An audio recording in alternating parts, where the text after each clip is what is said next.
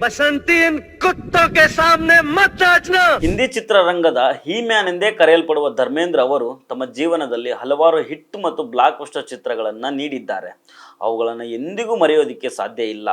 ಧರ್ಮೇಂದ್ರ ಅವರು ಹೇಳಿದ ಡೈಲಾಗ್ಗಳು ಈಗಲೂ ಜನರ ನಾಲಿಗೆಯ ಮೇಲೆ ಅಚ್ಚಳಿಯದೆ ಉಳಿದಿದ್ದಾವೆ. ಬನ್ನಿ ಹಾಗಿದ್ರೆ ಅವರ ಸೂಪರ್ ಹಿಟ್ ಚಿತ್ರಗಳ ಡೈಲಾಗ್ಗಳನ್ನು ನೋಡೋಣ. ಆದರೆ ಅದಕ್ಕೂ ಮೊದಲು ನೀವಿನ್ನೂ ನಮ್ಮ ಚಾನಲನ್ನು ಸಬ್ಸ್ಕ್ರೈಬ್ ಮಾಡಿಲ್ಲ ಅಂದರೆ ದಯವಿಟ್ಟು ಸಬ್ಸ್ಕ್ರೈಬ್ ಮಾಡ್ಕೊಳ್ಳಿ.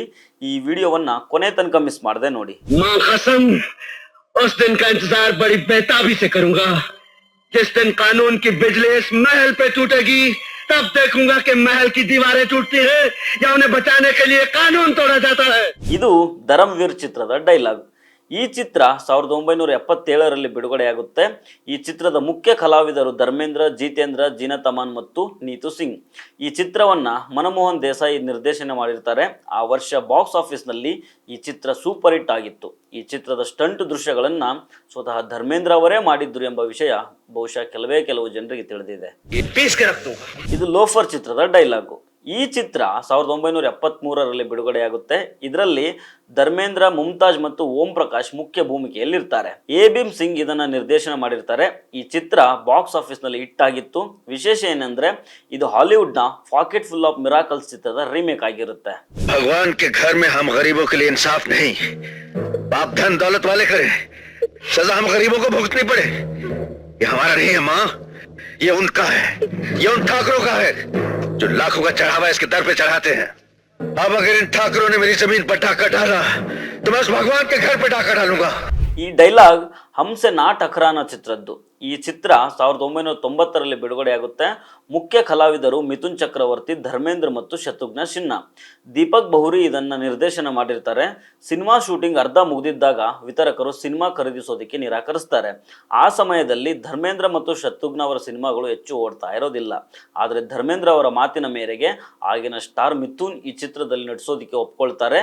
ಹೀಗೆ ಈ ಚಿತ್ರ ಬಾಕ್ಸ್ ಆಫೀಸ್ನಲ್ಲಿ ಸೂಪರ್ ಹಿಟ್ ಆಗುತ್ತೆ. मेरी जान बचाने के लिए मुझे इतना बड़ा धोखा दिया है.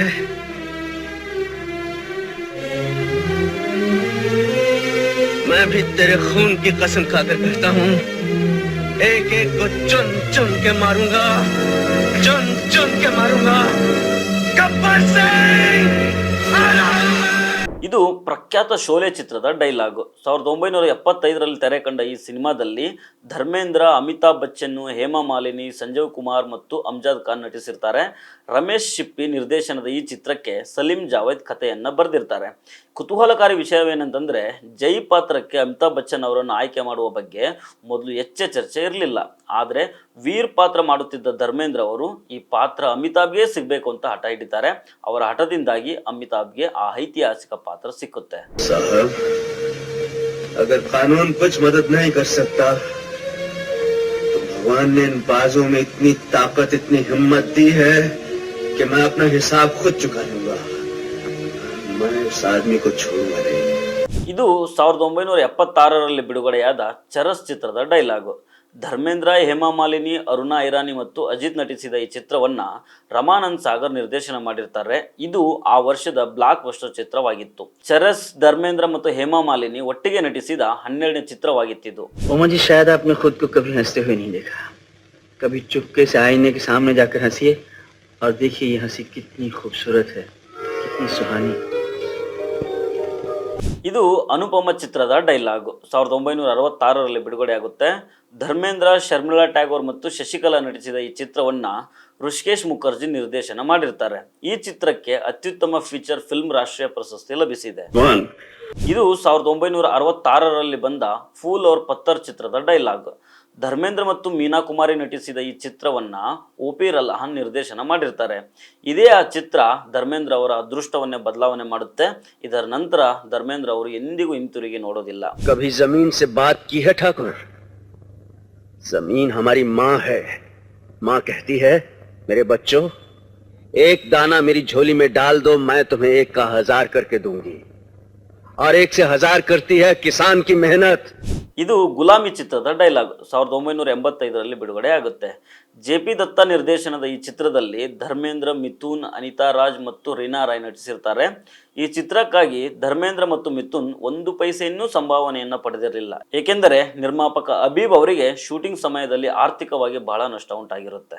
ये तूफान तो सो रहा था अमन के बादलों को अपना तकिया बनाकर, इसे जगाया भी तुमने है और उठाया भी तुमने.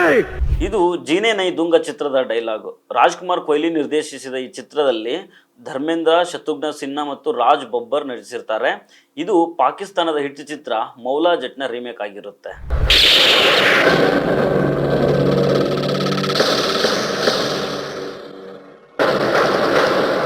तुम्हारी ये गोली लोहे के शरीर के पार नहीं जा सकती. ಇದು 1987ರಲ್ಲಿ ಬಿಡುಗಡೆಯಾದ ಲೋಹ ಚಿತ್ರದ ಡೈಲಾಗ್. ರಾಜ್ ಸಿಪ್ಪಿ ನಿರ್ದೇಶನದ ಈ ಚಿತ್ರದಲ್ಲಿ ಧರ್ಮೇಂದ್ರ, ಶತ್ರುಘ್ನ ಸಿನ್ಹಾ ಮತ್ತು ಅಮರೇಶ್ ಪುರಿ ನಟಿಸಿರ್ತಾರೆ. ಸ್ನೇಹಿತರೆ, ನಿಮಗೆ ಈ ವಿಡಿಯೋ ಇಷ್ಟ ಆಗಿದ್ರೆ ದಯವಿಟ್ಟು ಲೈಕ್ ಮತ್ತು ಶೇರ್ ಮಾಡೋದಕ್ಕೆ ಮರೆಯಬೇಡಿ. ಹಾಗೆ ಕಮೆಂಟ್ ಮಾಡಿ ನಿಮ್ಮ ಅಭಿಪ್ರಾಯವನ್ನು ತಿಳಿಸಿ.